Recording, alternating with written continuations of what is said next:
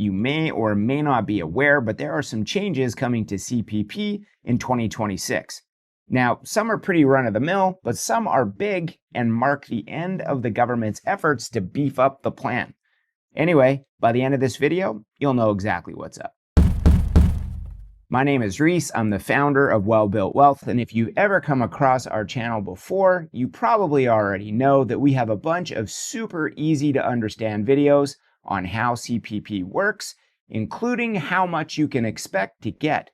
So we're not going to get too deep into all of that today. But that said, throughout the video, I will highlight a few of the key details just to make sure you know what you need to. Basically, the Canada Pension Plan, or CPP, is a government-mandated pension plan that you pay into while you're working and draw from when you're retired.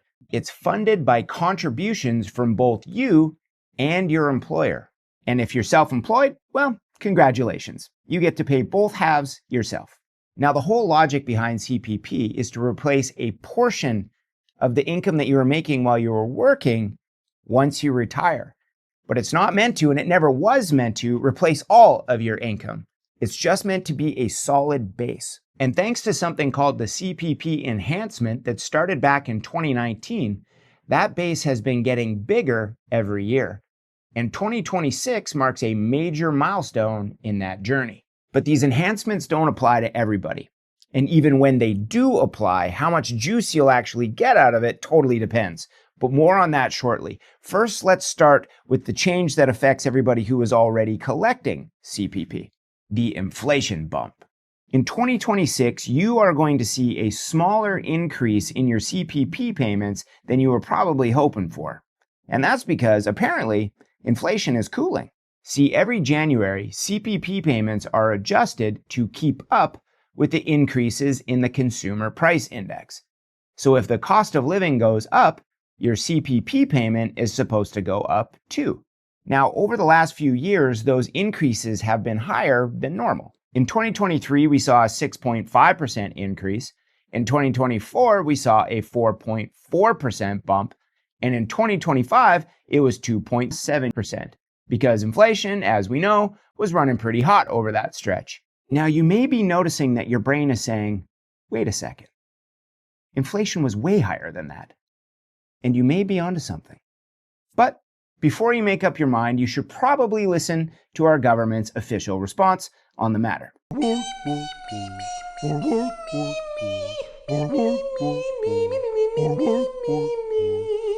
And there you have it. All is well.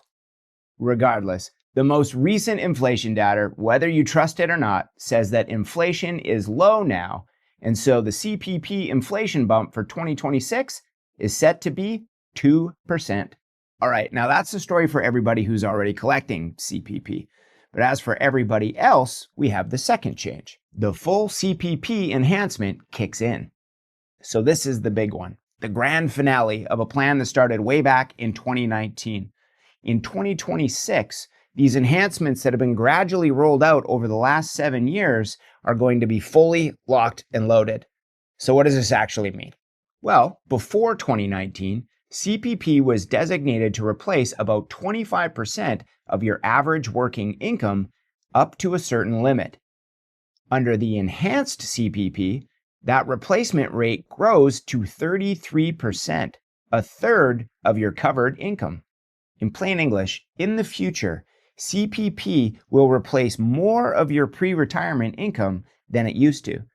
Now, this doesn't mean that everybody's automatically going to get more out of CPP.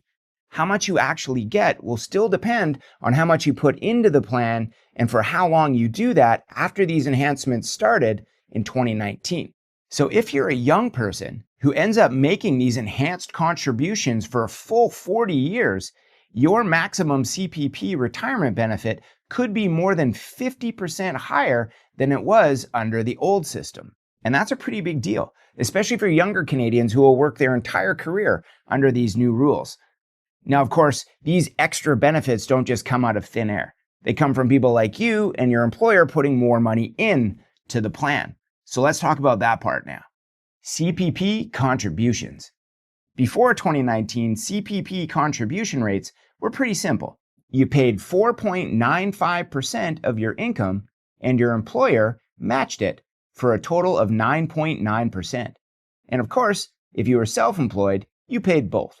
Since 2019, those contribution rates have been gradually increasing as part of the enhancement rollout. And in 2026, that phase-in is complete, but now it's a little more complicated.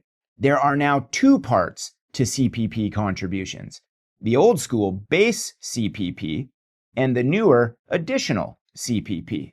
The base CPP covers your income up to the regular annual limit, which in 2026 was $74,600.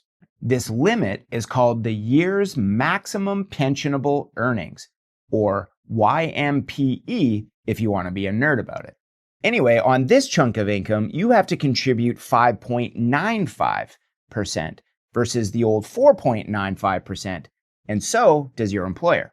But since 2024, there's now a second new layer called the additional CPP, or CPP2, which provides additional coverage for higher income earners. In the future, they'll receive a higher benefit, but it also means that they'll have to contribute more too, but only up to a certain limit. And yes, you guessed it, this new upper limit is called the year's additional maximum pensionable earnings, YAMPE. And in 2026, that upper limit is 85 grand. Okay, that's a lot of acronyms, so that's enough of that nonsense. The bottom line is this: in 2026, anything you earn up to $74,600, you have to pay 5.95% into CPP.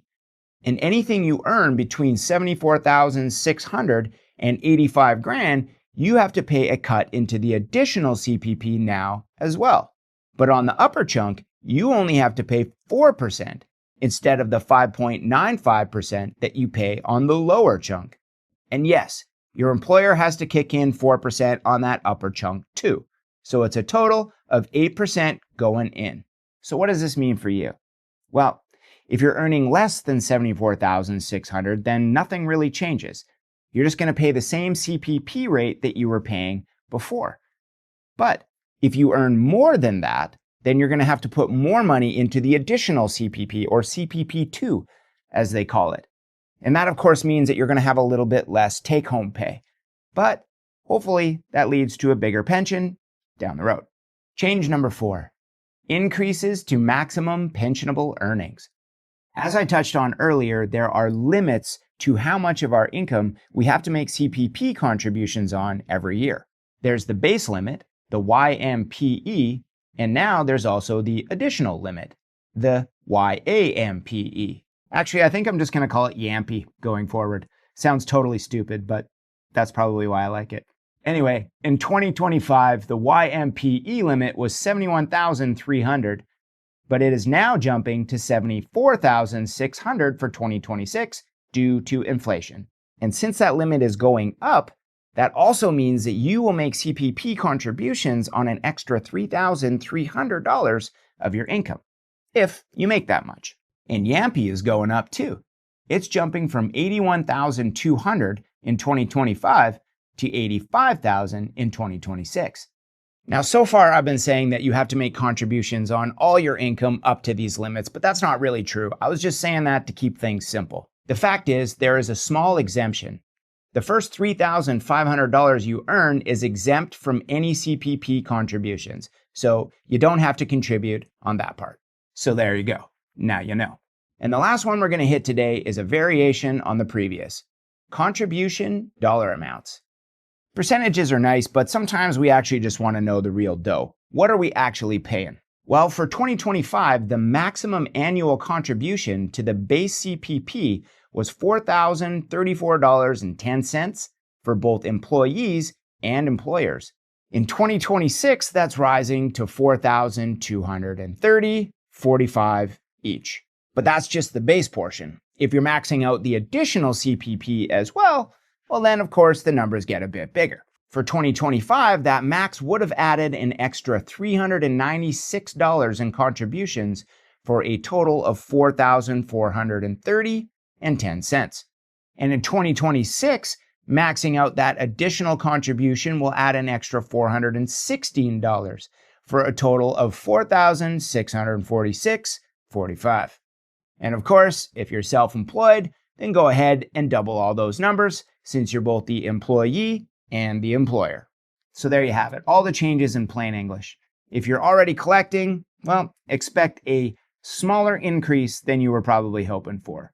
If you're still working and still contributing, well, you need to expect bigger contributions, but then hopefully a bigger pension down the road. And if you're self-employed, well, you saw the numbers.